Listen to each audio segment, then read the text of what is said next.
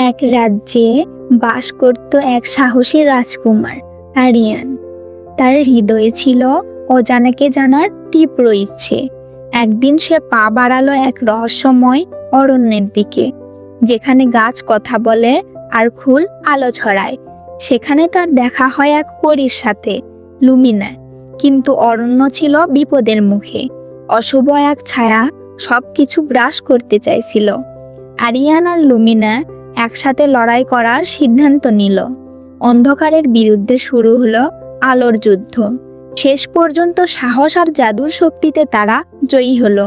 অরণ্য ফিরে পেল তার প্রাণ, আর তাদের বন্ধন হয়ে উঠল এক চিরন্তন গল্প। অরণ্য আবার প্রাণ ফিরে পেলেও সবকিছু পুরোপুরি স্বাভাবিক হয়নি।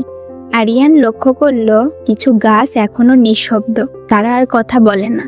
লুমিনাও বুঝতে পারল অশুভ ছায়ার একটা অংশ এখনো কোথাও লুকিয়ে আছে।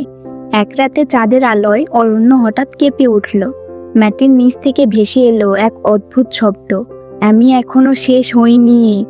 আরিয়ান তলোয়ার শক্ত করে ধরল। লুমিনা তার জাদুর আলো ছড়িয়ে দিল চারদিকে। তারা খুঁজতে খুঁজতে পৌঁছালো অরণ্যের গভীরে এক পুরনো ভাঙা মন্দিরের সামনে। মন্দিরের ভিতরে ছিল এক কালো পাথর, যেটার ভেতরেই বন্দি ছিল সেই অশুভ শক্তির শেষ অংশ। লুমিনা বলল, এটাকে ধ্বংস করতে হলে আমাদের একসাথে শক্তি দিতে হবে। আরিয়ান তার সাহস আর হৃদয়ের শক্তি দিল, আর লুমিনা দিল তার জাদুর আলো। হঠাৎ পুরো মন্দির আলোয় ভরে উঠল। এক ভয়ঙ্কর চিৎকার করে কালো পাথরটি ভেঙে গেল। অশুভ শক্তি চিরতরে মিলিয়ে গেল। তারপর অরণ্য সম্পূর্ণ শান্ত হয়ে গেল। গাছগুলো আবার কথা বলতে শুরু করলো।